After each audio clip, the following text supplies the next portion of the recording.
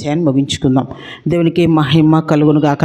మనము ఇంతవరకు కూడాను 40 అధ్యాయం 41 అధ్యాయంలో కూడా మందిరం యొక్క కొలతలు, అంటే దేవుడు నియమించినటువంటి మందిరం అందిస్తాం. దేవుని పరిశుద్ధ నామానికి వందనాలు, స్తుతులు, స్తోత్రములు కలుగును గాక. హల్లెలూయా. సమయం ఇచ్చిన దేవునికి అయ్యగారికి వందనాలు. అలాగే ఆన్లైన్ బిడ్డలకి, గూగుల్ మీట్లో ఉన్న బిడ్డలందరికీ కూడా నా హృదయపూర్వక వందనాలు చెల్లిస్తూ ఉన్నాను. దేవునికి మహిమ కలుగును గాక. దేవునికి స్తోత్రం. హెచ్కేలు గ్రంథం 41 అధ్యాయంలో మనం ఉన్నాము. ఈ రోజున 41 అధ్యాయము మొత్తం 26 వచనాలు ఉన్నాయి.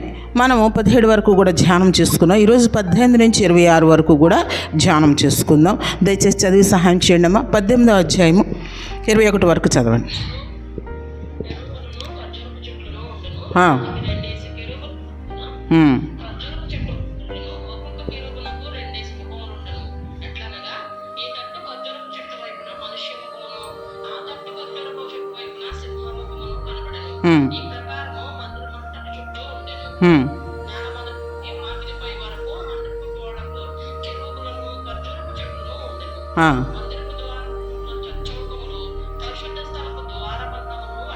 చాలమ్మా, ప్రార్థన చేసుకుందాం.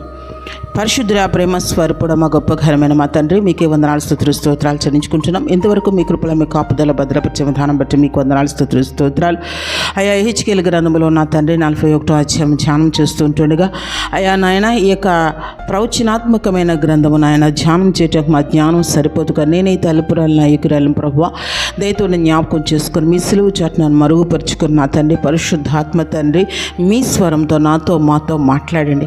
ఆత్మ సంగములతో చెప్పుచున్న మాట చెవి కలిగిన వాడు వినును గాక అని యేసు నామములో అయా ఒక్కొక్కరు హృదయములు చెవులు తెరబడును గాక. మీ మాటలు వినటానికి నాయన మీ కృప మాకు దయచేయండి. మీ మాటలు జీవపు బూటలు మమ్మల్ని జీవింపు చేసే కనుక నాయన అయా నా తన వాటిని మా హృదయాలు ముద్రించుకొని మీ కొరకు జీవించడానికి సహాయం చేయండి. ఈ వాక్య భాగాన్ని చదివి వాక్యాన్ని విరిచి మాకు వడ్డించండి. అయా అదే ధ్యానం చేస్తుండగా నా ప్రభావ సాతానికి లయపరచండి. మీ ప్రభావంతో మమ్మల్ని నింపండి. ఆత్మకార్యములు జరిగించండి. మీరు మహిమ పొందమని, మీరే మాతో మాట్లాడమని మా కొరకు త్వరలో రానేయున్న యేసునాథుని పెట్టి అడిగి వేడుకుంటున్నాం పరమ తండ్రి, ఆమేన్. ఇక్కడ మనం చూస్తే హెచ్కేలు గ్రంథంలో 40 అధ్యాయం 41 అధ్యాయం కూడా మనం ధ్యానం చేసుకున్నాం. ఏమున్నాయి అందులో అని అంటే గనక హెచ్కేలు గ్రంథంలో మనం మందిరం యొక్క ముందు ఆవరణము, అలాగే పరిశుద్ధ స్థలము, అతి పరిశుద్ధ స్థలము కొలతలు ఏ విధంగా ఉన్నాయి అనేవి మనం కొంత ధ్యానం చేసుకుంటూ వచ్చాం. అయితే ఇక్కడ మనం చదువుతుంటే చూడండి 18వ వచనంలో 41వ అధ్యాయము 18వ వచనం, కెరూబులను ఖర్జూరపు చెట్లను ఉండెను, దానికి 2 కెరూబుల సందున ఖర్జూరపు చెట్టు ఒకటి ఉండేను. 2 అంటే ఎలా అంటే అండి చూసారా, దానికి 2 కెరూబుల సందున ఖర్జూరపు చెట్టు ఒకటి ఉండెను. ఒక్కొక్క కెరూబునకు 2 ముఖములు ఉండెను. ఎట్లనగా ఈ తట్టు ఖర్జూరపు చెట్టు వైపున మనుష్య ముఖమును, ఆ తట్టు ఖర్జూరపు చెట్టు వైపున సింహ ముఖమును కనబడెను. ఈ ప్రకారము మందిరం అంతటి చుట్టూ ఉండెను. నేల మొదలుకొని వాకిలిపై వరకు మందిరపు గోడలకు కిరూబులను ఖర్జూరపు చెట్లను ఉండెను. మందిర ద్వారములు చచ్చౌకములు, పరిశుద్ధ స్థలపు ద్వార బంధములు అట్టివే అని మనం ధ్యానం చేసుకున్నాం, మనం చదువుకున్నాం. అయితే మనం ఇది చదువుతుంటే మనకు ఒకటి గుర్తుకు రావాలి. ఏం గుర్తుకు రావాలి అని అంటే గనక మనము హెచ్కేలు గ్రంథము ముందుగా మనం ధ్యానం చేసినప్పుడు మొదటి అధ్యాయం అంతా కూడా దేని గురించి మనం నేర్చుకున్నాం? మొదటి అధ్యాయం అంతా కూడా కెరూబుల గురించి నేర్చుకున్నాం మనం. కెరూబులు, ఆ కెరూబులు అంటే ఏంటి, అవి ఎలా ఉంటాయి, ఏంటి, అవి చేసే పని ఏంటి అనేది చాలా వివరంగా మనం దాన్ని నేర్చుకున్నాం. అయితే ఆ రూపాలు ఏంటి అనేవి కూడా ఈరోజు ఇక్కడ ఆ యొక్క మందిరపు గోడల మీదంట ఏమున్నాయండి, ఖర్జూరపు చెట్లు 2టికి మధ్యన ఒక కెరూబు. అంటే ఆ గోడల మీదంట చెక్కి ఉంచారంట, ఆ బంగారం తోటి అవన్నీ కూడా చెక్కి ఉంచారు. ఏంటి అనంటే గనక ఖర్జూరపు చెట్లు కెరూబులు, ఖర్జూరపు చెట్లు కెరూబులు. ఖర్జూరపు చెట్టు దేనికి సాదృశ్యం అని అంటే గనక దేవునికి ఇష్టమైన ఒక మంచి విశ్వాసకి ఖర్జూరపు చెట్టు సాదృశ్యంగా ఉన్నది. కాబట్టి ఇక్కడ అసలు ఖర్జూరపు చెట్టు యొక్క ప్రాముఖ్యత ఎంత గొప్పదంటే మందిర గోడల మీద ఎన్నో చెట్లు ఉన్నాయి, కానీ వాటి పేర్లు అక్కడ వాటిని అక్కడ చెక్కలేదు. కానీ ఆ మందిరము లోపల గోడల మీద ఖర్జూరపు చెట్లని చెక్కించారంట. ఎంత సంతోషం చూడండి. రేపు ఆదివారం అందరూ కూడా ఖర్జూరపు మట్టలు పట్టుకుంటారు కదా. ఆ యొక్క మట్టలు పెట్టుకుని మట్టల ఆదివారం అందరూ కూడా మరి ఆ మట్టలు పెట్టుకుని హోసన్నా హోసన్నా హోసన్నా అని అవి జయధ్వానాలు చేసుకుంటూ ఎంతగానో దేవుణ్ణి స్తుతిస్తూ ఉంటారు. అయితే ఇక్కడ ఈ ఖర్జూరపు చెట్లకి ఎంత ప్రాముఖ్యత ఉంది అని అంటే గనక మందిర గోడల మీద ఖర్జూరపు చెట్లును కెరూబులను అక్కడ చెక్కబడి ఉన్నాయంట. ఇవి చెక్కబడి ఉన్నప్పుడు 2 ఖర్జూరపు చెట్ల మధ్యన ఒక కెరూబు చెక్కబడి ఉన్నది అని ఉంటారు. అయితే అక్కడ ఎంత ప్రాముఖ్యత దేవుడు ఆ ఖర్జూరపు చెట్లకి ఇచ్చాడు అని అంటే గనక, అంటే ఒక మంచి విశ్వాసకి అది సాదృశ్యంగా ఉంది అని అనుకున్నాం మనము. అయితే మనం చూద్దాం, ఒక్కసారి చూడండి 18వ వచనం. కెరూబులను ఖర్జూరపు చెట్లు ఉండను, దానికి 2 కెరూబుల సందున ఖర్జూరపు చెట్టు ఒకటి ఉండను, ఒక్కొక్క కెరూబునకు 2 ముఖములు ఉండను. ఎలా అంట? ఒక్కొక్క కెరూబునకు 2 ముఖములు ఉండేను అని అక్కడ ఉంది. అంటే గోడ మీద చెక్కేసరికి కెరూబుకి ఎన్ని కనపడుతున్నాయి అంటే 2 ముఖాలే కనపడుతున్నాయి.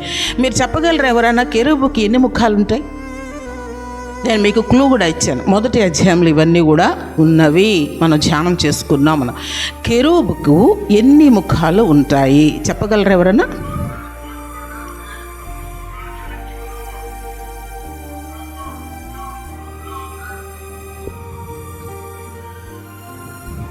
దేవునికి మహిమ కలుగును గాక. దేవునికి స్తోత్రం. హల్లెలూయా. ఎన్ని ముఖాలు ఉంటాయి చెప్పగలరమ్మా? చూద్దామా అమ్మా? 4 ముఖాలు చెప్పండి. ఏంటవి?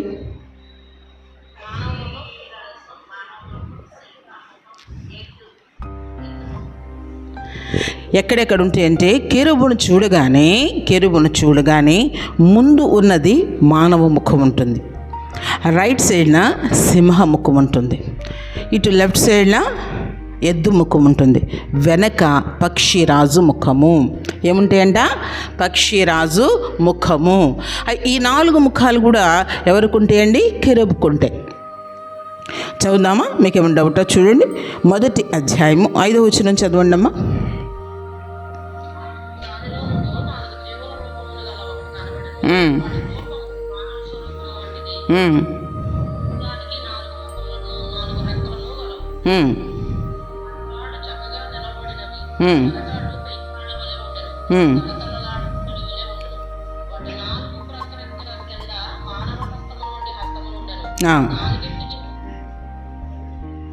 పది చదువుతాం చూడండి.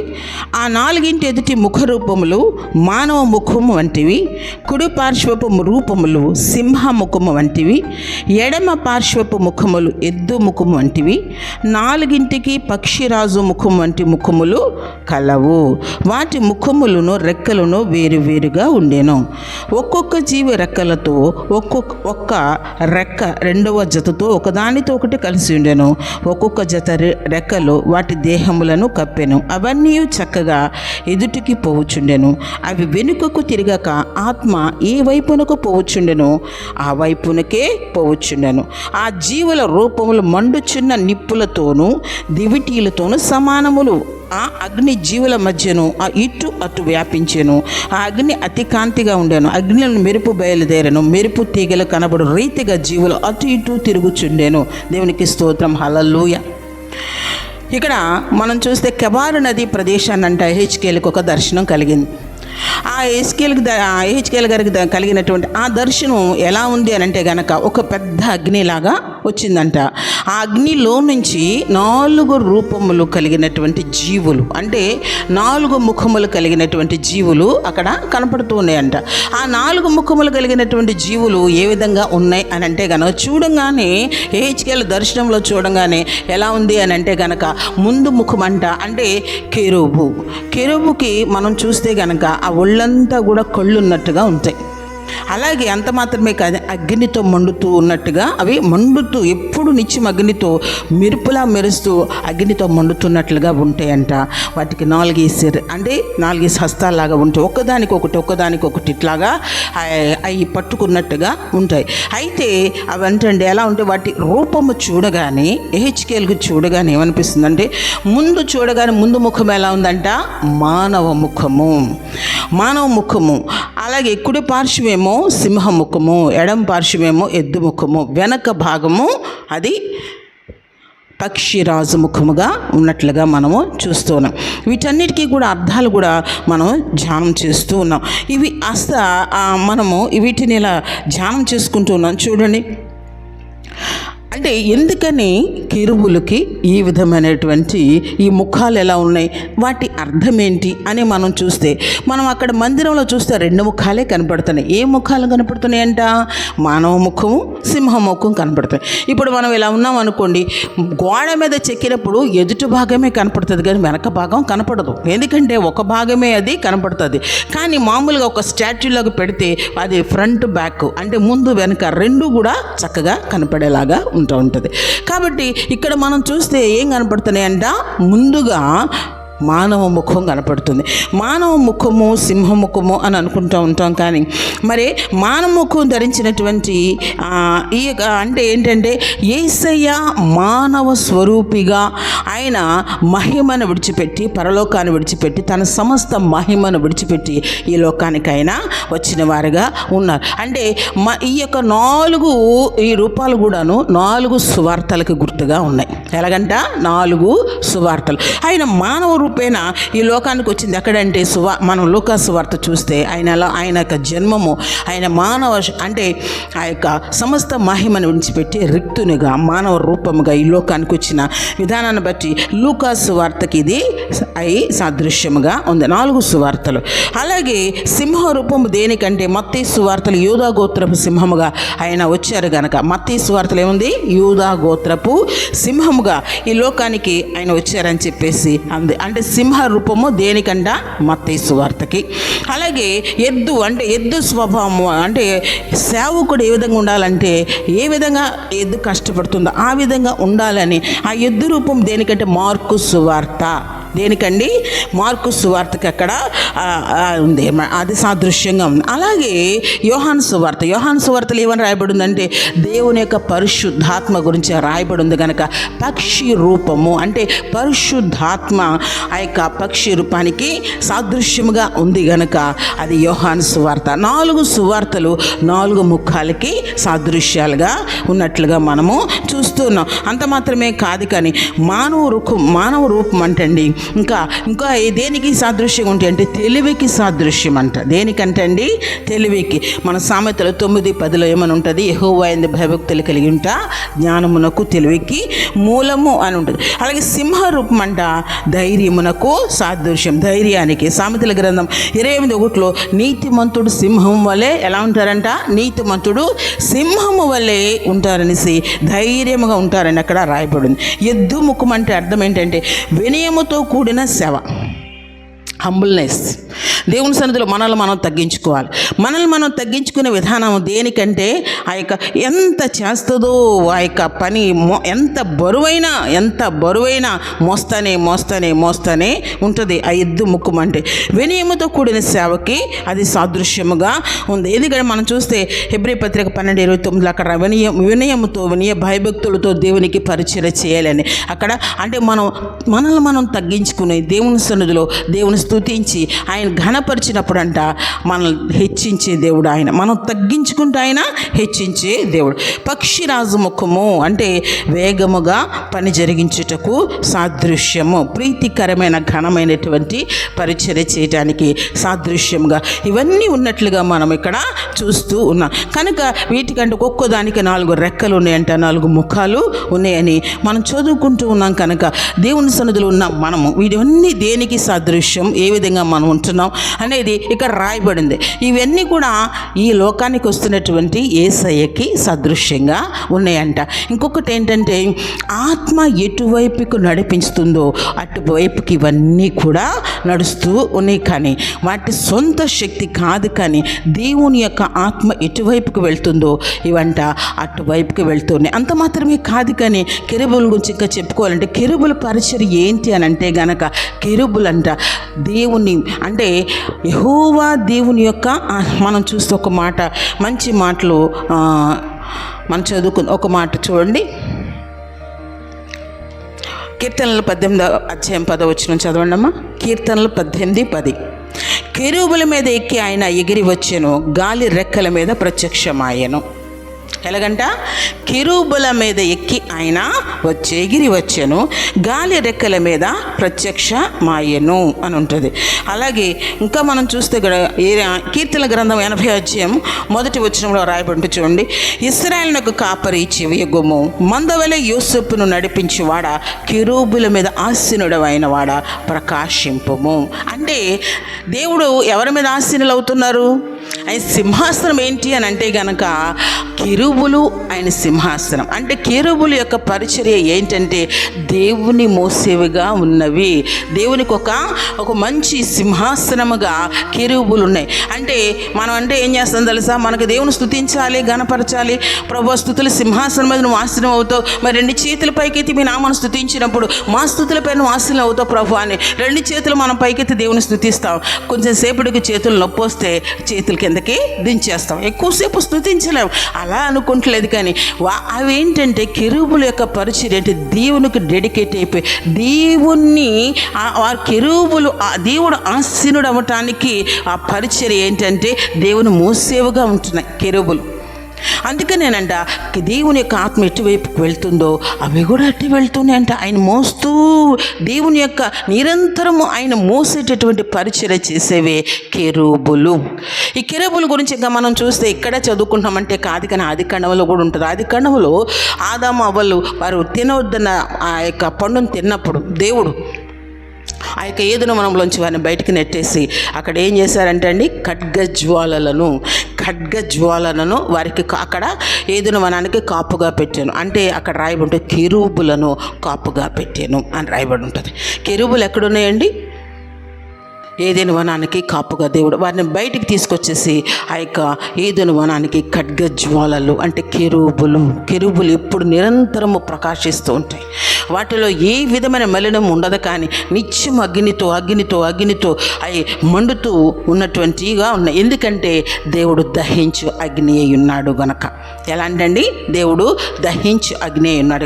మనం కెరూబుని ఎప్పుడన్నా మనం ధ్యానం చేస్తే గనక మీ కెరూబు అనగానే మీకు గుర్తుకు రావాల్సింది ఏంటంటే ముందుగా ఇక్కడ మనం చూస్తే గనక 1వ అధ్యాయంలో వీటి వర్ణన ఉంటుంది. ఏమనంటే యెహెజ్కేలు గారు అంట చూడగానే ముందుగా ఏంటి 4 ముఖాలు కలిగినవిగా ఉన్నవి, ఇవి ఒళ్ళంతా కూడా ఒక కన్నులుగా ఉన్నట్టుగా ఉన్నాయి, ఇవేంటి అనేది అర్థం కాలేదట.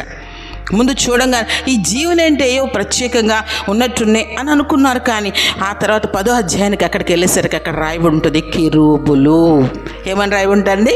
కెరూబులు అని రాయబడి ఉంటుంది. వాటిని కెరూబులు అని అక్కడ యెహెజ్కేలు గారు చెప్పినట్లుగా మనము చూస్తున్నాం. కాబట్టి దేవుని సన్నిధిలో ఉన్నటువంటి మనము ఏ విధంగా ఉంటున్నాం మనం అంటే దేవుడంట ఈ లోకానికి ఆయన క్వాలిటీస్ ఏంటంటే యోధా గోత్రపు సింహముగా ఈ లోకానికి వచ్చినటువంటి దేవుడు.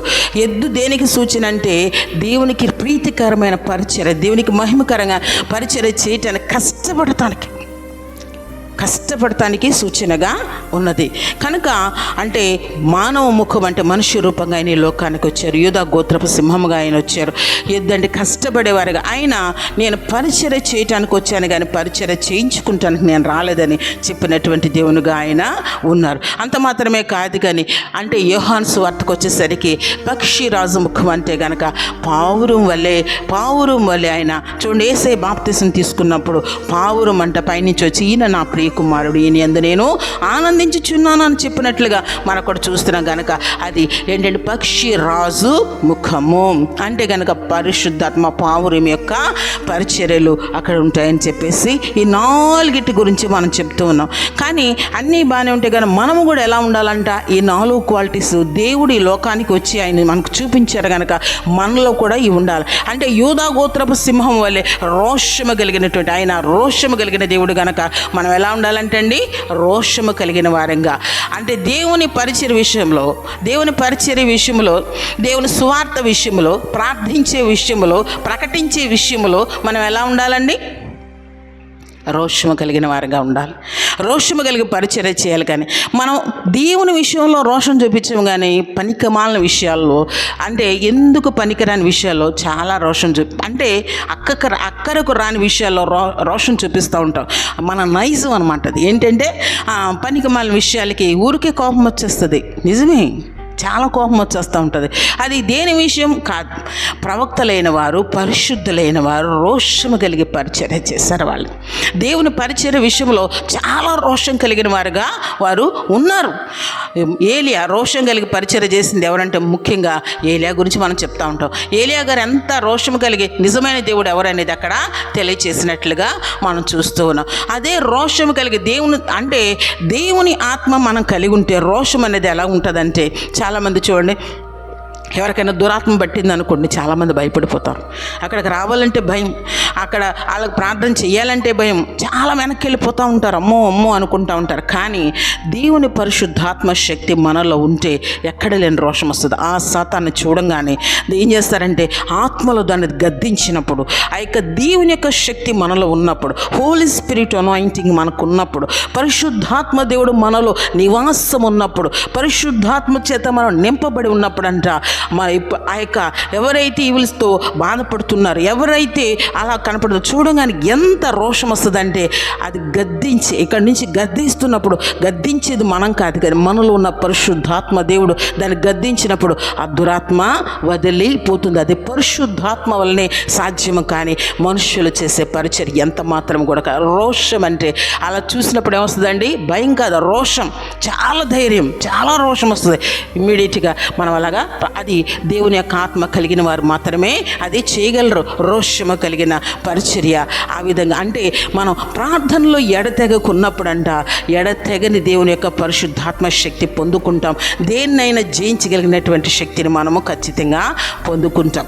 కాబట్టి ఆ విధంగా ఉండాలి. ఆయన ఈ విధంగా రిక్తునుగా చేసుకుని రాజులకు రాజు, ప్రభులకు ప్రభు అయిన దేవుడు ఆయన పరలోకాన్ని విడిచిపెట్టి తన మహిమనంతటిని విడిచిపెట్టి రిక్తునిగా సామాన్యమైన ఒక మానవునిగా ఈ లోకానికి ఆయన దిగి వచ్చి తన్ను తాను తగ్గించుకొని రిక్తునిగా చేసుకుంటుంటే సమస్తం జీరో ఆయన చేసుకుని ఆయన అంతగా తగ్గించుకుని మరీ గర్భం ద్వారా ఈ లోకంలో ఆయన జన్మించి 33.5 సంవత్సరాలు ఈ లోకంలో ఆయన జీవించి 3.5 సంవత్సరాలు ఎంతో గొప్ప పరిచర్య చేసి మనల్ని ఎంతగా ప్రేమిస్తున్నారంటే ఆయన ప్రాణాన్ని సైతం మనకు పెట్టి నేనంతగా నిన్ను ప్రేమిస్తున్నానని చెప్పేసి ఆయన మన పాప భారం అంతా సిలువుగా మోసి ఆయన కరుణ సిలువ పైన ఆయన రక్తాన్ని కార్చే ప్రాణాన్ని పెట్టినటువంటి దేవుడుగా ఆయన ఉన్నారు. ఎంతగా తగ్గించుకున్నారంటే దూషించిన వారిని దూషించలేదు, ఆయన నిందించిన వారిని నిందించలేదు, ఉమ్మేసిన వారిని ఉమ్మేయలేదు, ఒక్క మాట కూడా ఆయన మాట్లాడలేదు.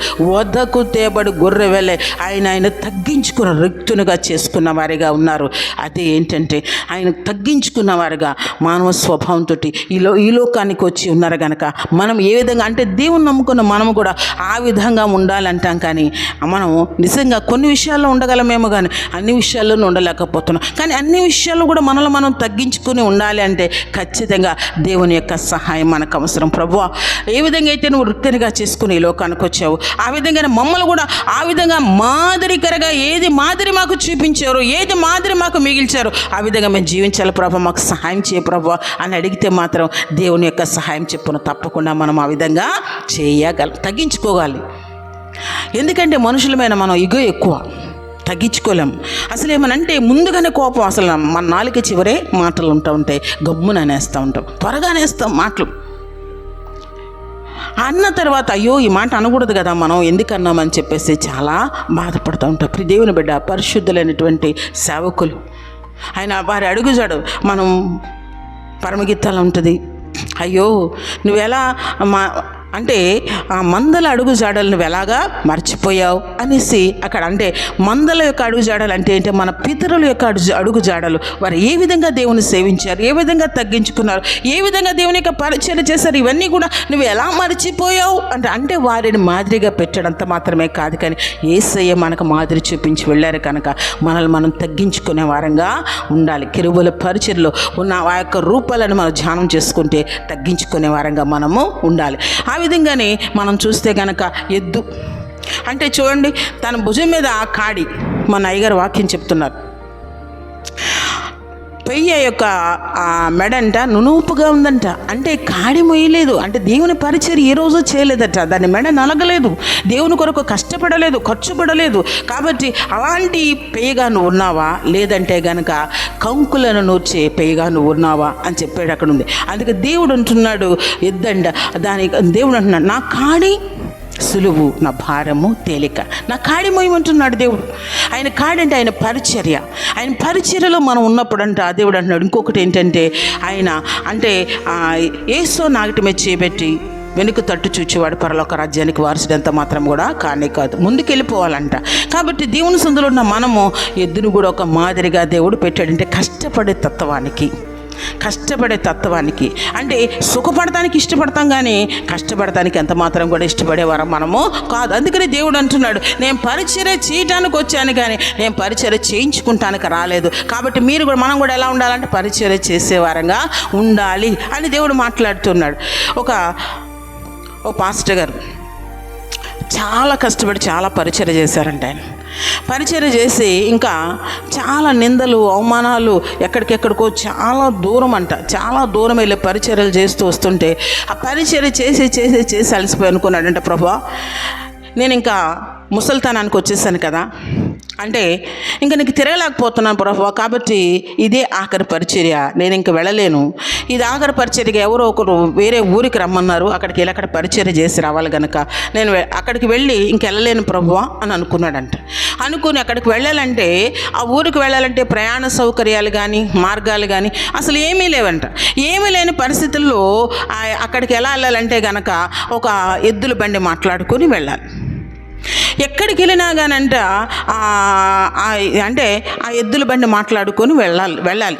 అంటే ఏ వెహికల్ వెళ్ళని చోటుగా ఇదివరకు అదే ఒక్కటే మార్గం కనుక అది మాట్లాడుకొని వెళ్తుంటేనంట అంటే ఆయన దగ్గర పనిచేసేవారిని చూసి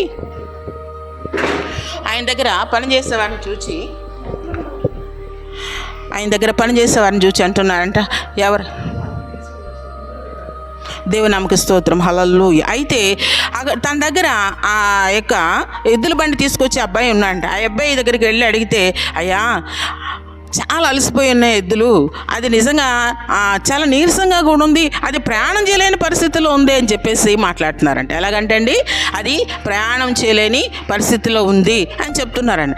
అని చెప్తే ఈయన అన్నాడంట, అయ్యా నాకు కూడా ఇది ఆఖరిదే, ఇంకెళ్ళాలని నేను అనుకుంటలేదు, పరిచర్య చేయాలని అనుకుంటలేదు, ఈ ఒక్కసారికి వెళ్ళి నేను కూడా మానేస్తాను, నేను ఇంకా చేయలేని ప్రభావం దేవుని సదులు ఒప్పేసుకున్నాను, నేను వెళ్తున్నాను అని అంటేనంట. ఎలా సరేలే అయ్యగారు సరే అని చెప్తే వెళ్ళిన తర్వాత అంటే అండి అది నీరసంగా ఉండి చాలా అంటే ఎద్దు ఎలాగంటే చాలా పరిచర్య చేసి దాని మోకాళ్ళన్నీ కూడా అరిగిపోయి అది ఓల్డ్ ఏజ్కి వచ్చేసి ఉన్నటువంటిది. ఆ పరిచర్యకి వెళ్ళాలంటే కూడానంట ఆ పరిచర్యకి అది అంత నీరసంగా ఉండి కూడా కాడి పెడితే చక్కగా లేచి వచ్చి పరిచర్యకి వచ్చిందంట.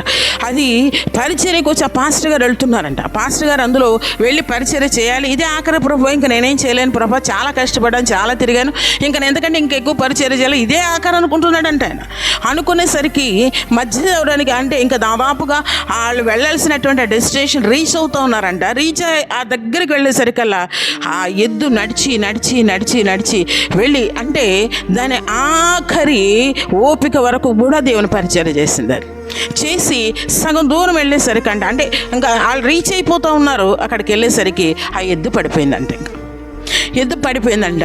ఆ ఎద్దు ఆ బండి నడిపాయన గబగబొచ్చి దాన్ని గట్టిగా పట్టుకొని ఎంత ఓపిక లేకపోయినా ఎంత నీరసం అయిపోయినా అది చచ్చిపోయేంత వరకు కూడా అంటే పడి చనిపోయింది. ఆఖరి మినిట్ వరకు కూడా దేవుని పరిచర్యలో ఎద్దు ఉన్నది అని చెప్పి దాన్ని పట్టుకుని ఏడుస్తున్నాడంట, చాలా ఏడుస్తున్నాడంట.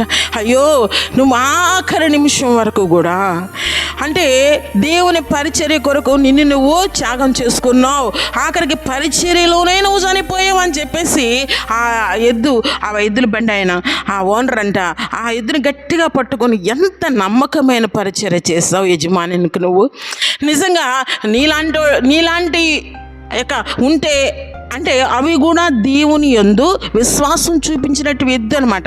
అందుకని అలాగనంట ఎప్పుడైతే ఈ యొక్క ఆ ఎద్దుల బండి ఆయన ఆ ఎద్దును పట్టుకొని అలాగ పడి చనిపోయిందంట.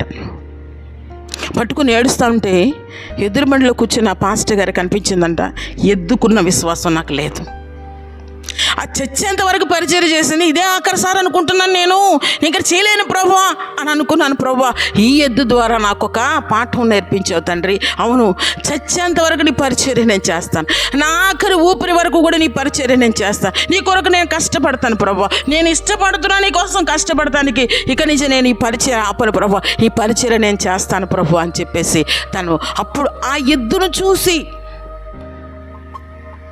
మరలా తిరిగి ఆయన ఆ ఎద్దును చూసి ఆయన ఒక పాఠం నేర్చుకుని, లేదు ప్రభువా, నేను ఇక్కడి నుంచి ఇది ఆఖరే అని అనుకున్నాను, ఇక చేయలేని పరిచర్య అనుకున్నాను, కానీ ఎద్దు ద్వారా నాకు పాఠం నేర్పించావు ప్రభువా అని చెప్పి వెంటనేనంట అక్కడి నుంచి కూడా నాకు ఎద్దుల బడి లేకపోయినా ఏమి లేకపోయినా పర్వాలేదు నడుచుకుంటా ఊరెళ్ళి ఆ ఊరిలో పరిచర్య చేసి ఆయన చనిపోయేంత వరకు కూడా ఆ పరిచర్యను కొనసాగించిన వాడిగా ఉన్నాడు. అంటే ఎద్దు ఏం చేస్తుందండి, ఆఖరి నిమిషం వరకు, ఆఖరి ఓపు వరకు, ఆఖరి అంటే ఇక నిక్కవుది మూమెంట్ ఆఖరిగా తన పడిపోయి చనిపోయేంత వరకు కూడా దేవుని యొక్క పరిచర్యలో అది ఉంది.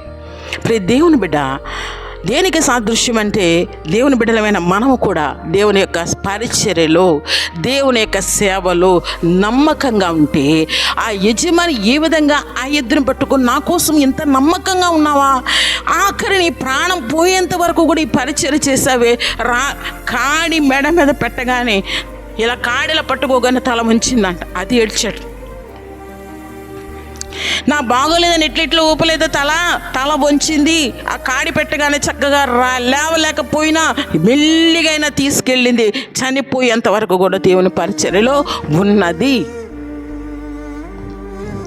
దేవుని బిడ్డ, దేవుని సన్నిధిలో ఉన్న మనం అనుకుంటూ తగ్గించుకుంటానికి ఇష్టపడం, కానీ కష్టపడే తత్వం మనం ఉంటే యజమాని ఏ విధంగా ఆ ఇద్దరిని పట్టుకుని ఏడ్చాడు. దేవుని బిడ్డ, దేవుని యొక్క పరిచర్యలో మనముండి, దేవుని సేవలో మనముండి, దేవుడు మనకి ఇచ్చినటువంటి పరిచర్య చొప్పున అనేక ఆత్మలు దేవుని సంధికి నడిపించిన వారంగా మనం ఉండి, ఆయనకి ఇష్టలేని బిడ్డలుగా ఉంటేనంట ఈ లోకంలో ఆయన పరిచర్యలు ఉండి చనిపోతే దేవదూతలు మన ఆత్మని పరలోకానికి తీసుకెళ్తే దేవుడు సింహాసనం నుంచి లేచి ఆయన ఎదురొచ్చి ఆత్మని కౌగలించుకుంటాడు. దేవుడు సింహాసనం నుంచి లేచి, నా బిడ్డ నా కోసం ఎంత పరిచయం చేస్తావు, నీ యొక్క ప్రాణాన్ని సైతం లెక్క చేయకుండా నా కొరకు పెట్టేవే, ఆఖరి వరకు నీ ఊపిరి నా కోసం, ఆఖరి ఊపిరి కూడా నా కోసం పరిచయం చేసి విడిచిపెట్టావని చెప్పి ఆయనంట ఎదురొస్తారంట. ఆయన సింహాసనం నుంచి లేచి ఆయనకి ఇష్టమైన బిడ్డల కొరకు ఆయన ఎదురొచ్చంట, ఆత్మను కౌగిలోకి తీసుకొని, బహళ నమ్మకమైన నా దాసుడు, నా బిడ్డ అనిపిస్తుంది. ఎంత సంతోషం, ఎంత ఆనందం అది. ఈ లోకంలో దేనికోసం పాకులాడుతాం, ఈ లోకంలో మనం దేనికోసం చాలా బాధపడుతూ ఉంటాం. అయ్యో అది మిస్ అయిపోయాం, ఇది మిస్ అయిపోయాం. ప్రియ దేవుని బిడ్డ, ఈ లోకంలో చూస్తే ఈ లోకం లయమైపోయేది, ఈ లోకం గతించిపోయేది, కానీ పరలోకం నిత్యం ఉండేది. ఆ నిత్యమైన పరలోక రాజ్యంలో ఆ దేవుని కొరకు నువ్వు ఇక్కడ ఈ లోకంలో ఎద్దు చనిపోతేనే ఆ యజమాని అంత ఏడిస్తే, ప్రియ దేవుని బిడ్డ, ఆయన కొరకు మనం పరిచర్యలు మనల్ని మనం తగ్గించుకొని కష్టపడే తత్వం కలిగి దేవుని కొరకు ఎంత పరిచర్య చేస్తాం. పాస్టర్ గారు అన్నారంట, ఇది ఇక్కడ ఆగిపోయింది కానీ ఈ యొక్క బండి నేను ఇక్కడి నుంచి నడుచుకుంటూ వెళ్తాను, అంతకుముందు నేను చేయను ప్రభువా, ఇదే ఆఖరిదన్నాడు, కానీ ఇక్కడి నుంచి నేను నడుచుకుంటూ వెళ్తాను ప్రభువా అది అడివైనా, రాళ్ళైనా, ముళ్ళైనా నేను వెళ్తా, నీకోసం నేను పరిచయం చేస్తానని అనుకున్నాను. అలాంటి ప్రియదేవుని బిడ్డ, ఆ విధమైనటువంటి మనస్తత్వం కలిగి మనం ఉన్నప్పుడు నిశ్చయంగా నువ్వు దీవించబడతావు. నిశ్చయంగా నీ కుటుంబం దీవించబడుతుంది, నీ కుటుంబం ఆశీర్వదించబడుతుంది. పరలోక రాజ్యానికి వారసులుగా ఉంటాం. ఈ లోకంలోని పరలోక రాజ్య వారసులుగా ఈ లోకంలో మనం జీవిస్తే పరలోకంలో ఎంతగానో దేవుడు నిన్ను ఎంత ఆనందపడతాడు తెలుసా. మనం అంటే ఈ లోకంలో చేసిన ఈ పరిచర్య అన్నిటికీ కూడా ఆయన చూడగానే ఎంతో సంతోషం అంట. ఇవన్నీ మర్చిపోతాం. ఇక్కడ నిందలు, అవమానాలు, బాధలు, ఎంతగా మనం ఆర్థికపరమైన ఇబ్బందులు, చేయని దానికి తప్పులు, నిందలు ఎన్ని పడ్డామో అవన్నీ మర్చిపోయి దేవుడు కనిపించగానే ఆయన సందులో ఉంటే వెళ్ళి ఆయన బాహుళ్ళు అలా గట్టిగా ఆయన పట్టేసుకున్నప్పుడు ఆత్మ ఆయనలో ఏకమైపోయినప్పుడు అంట ఎంత సంతోషం తెలుసా, ఎంత ఆనందం అంటే అసలు అది ఇక్కడ కొంతమంది అనుకుంటారు ఏదైనా గిఫ్ట్ ఇస్తే కొంతమంది ముందు ఉంటుంది, కానీ ప్రపంచం అంతా అలా ఉండగా అంతమంది ప్రపంచం ఎదురుగుండా నిన్ను నిలబెట్టి నీకు నీతి కిరీటం ఇచ్చాను. నా ప్రియ బిడ్డ అని దేవుడు పిలుస్తాడు. బలా నమ్మకమే నా దాసుడా, నా దాసురాలని అంతమంది ముందు పిలిచి నీకు కిరీటం పెట్టాడు. కిరీటం పెట్టి ఆయన హత్తుకొని యుగ యుగాలు ఆయనతో పాటు జీవించే ధనీకరమైన జీవితం ఎందులో ఉంటుందంటే, మనం ఎద్దువల్లే దేవుని సన్నిధిలో మనల్ని మనం తగ్గించుకో కష్టపడే తత్వం మనలో ఉన్నప్పుడు. చాలామంది కష్టపడడానికి ఇష్టపడరు, కానీ కష్టపడకుండా జీతం వస్తుందా మనకి? మనం వెళ్ళి ఉద్యోగం చేయకుండా జీతం వస్తుందా? రావట్లేదు కదా, కష్టపడాలి కదా.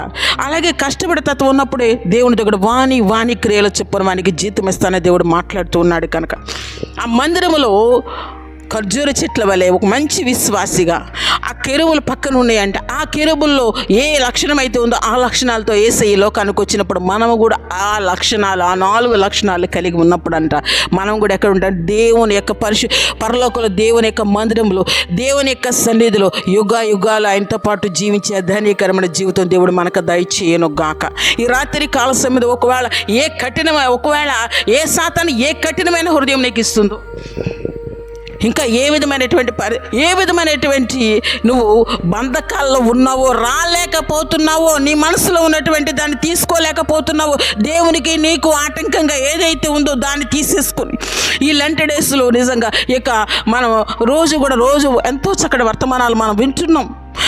అలాగే ఆ యొక్క వాక్యాలు మన హృదయాలు ముద్రించుకున్నప్పుడు అంటే ఏం చేయాలి? మనం వదిలిపెట్టాల్సింది వదిలిపెట్టేసి ఏదైతే దేవుని మన హృదయంలో ముద్రించుకున్నప్పుడు ఈ దేవుని